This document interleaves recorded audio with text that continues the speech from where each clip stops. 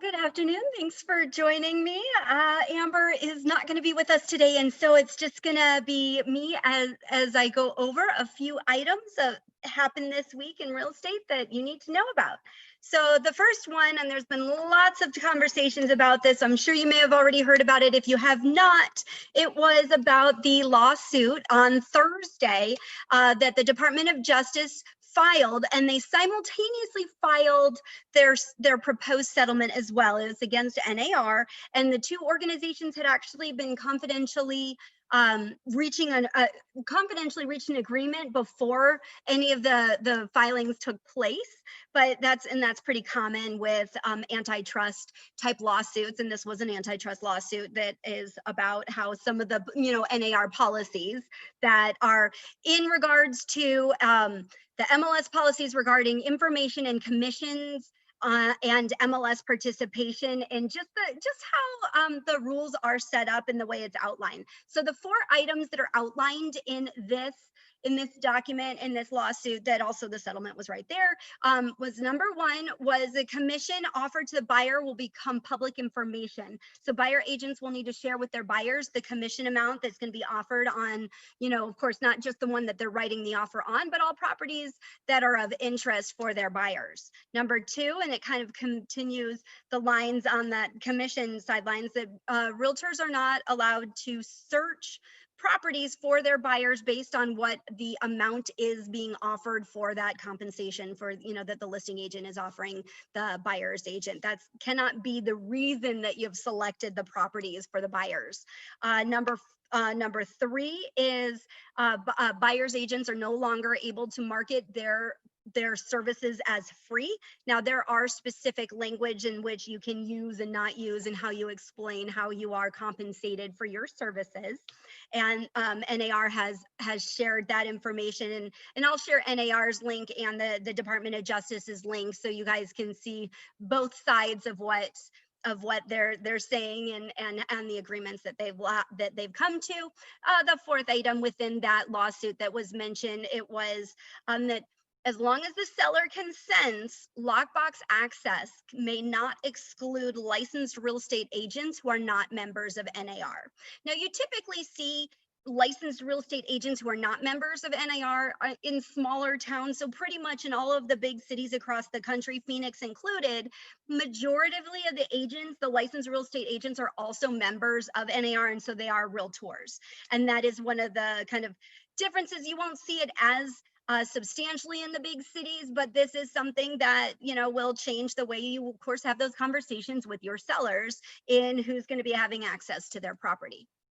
So I'll definitely share the rest of that information because it's interesting, and how it's just really about how the conversation goes and what you're saying. I don't know that it's going to have massive effects or massive things, and that you're just going to have a conversation that I know you're already having some of these conversations with your clients anyhow. Number two item, and it was another big NAR where they've got nearly 1,000 board directors of NAR, and they actually approved changes to the code of ethics and standards of practice. And it basically is, instead of and it's just a tweak when it comes to social media. So basically what NAR is saying is, when they would like the realtors, when you're posting on social media, even if it's not just in regards to real estate, but just kind of make sure that you are protecting, it's basically prohibiting discrimination against any protected classes, or just be nice. You want to just make sure everything that you posted, regardless of whether it's as a realtor or as an individual with opinions. Yes, you're always entitled to opinions, but the thing is don't post it, don't share things that could be construed as just not nice. I know that sounds kind of simple, but that really is the bottom line on what it looks like. And again, there's going to be a whole lot more information that comes from NAR and exactly what that looks like. And number three, this is one of the things that I'm hearing a lot about, particularly from a lot of economists, and they're looking at affordability. Now, we've been talking for a long time about, prices, what's happening, but what really we're looking at affordability, because we do have, these prices here in Phoenix, we've gone up almost 20% this year. That is such an incredible amount of appreciation that it's just it's been unsustainable, and the affordability is just getting tighter and tighter. And so basically we're looking at the Wells Fargo new the National Association of Home Builders. They have their home opportunity index that really measures affordability, and it basically has this normal range, and it's anything that is, it's in the 60 to 75 range, and it basically means that Americans earning the current median income can afford 60 to 75% of the homes on market. The higher the number, the more affordable the city. And, going from Q2 to Q3 2020, so nationally affordability did go down because, we're all having these appreciating markets. So it's gone down from 59.6 to 58.3. So it means even nationwide, our affordability, we've dropped down below the level that's typically considered an affordable market. And, Phoenix is a more affordable market than the national average, but we actually had a much bigger drop than going from Q2 to Q3 this year. So we are still in the affordability range, but we're kind of inching closer to the bottom. So in Q2, we were 64.8.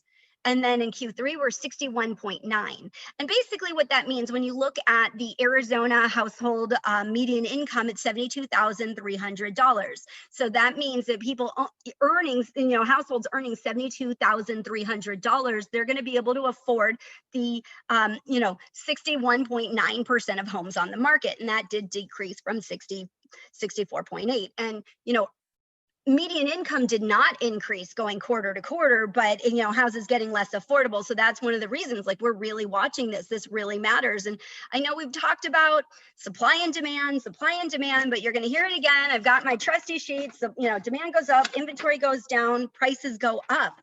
Supply and demand. So we know that, so basically for the last 6 years, our number of available listings has been dropping, and we're hanging out around that 8,000 listings available, excluding properties that are UCB.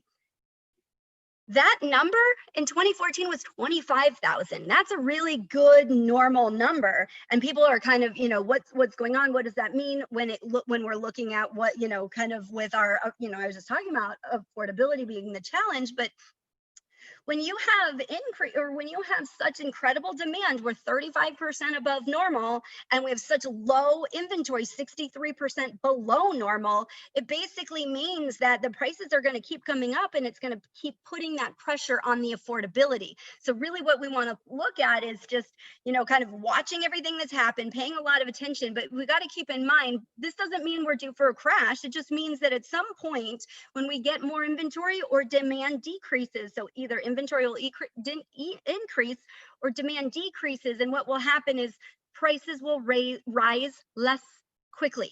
And that's a good thing for our market, and to be able to have a sustainable market, because we still have our first-time home buyers coming in. We still have people coming across the country, people who want to buy and sell and stay in town.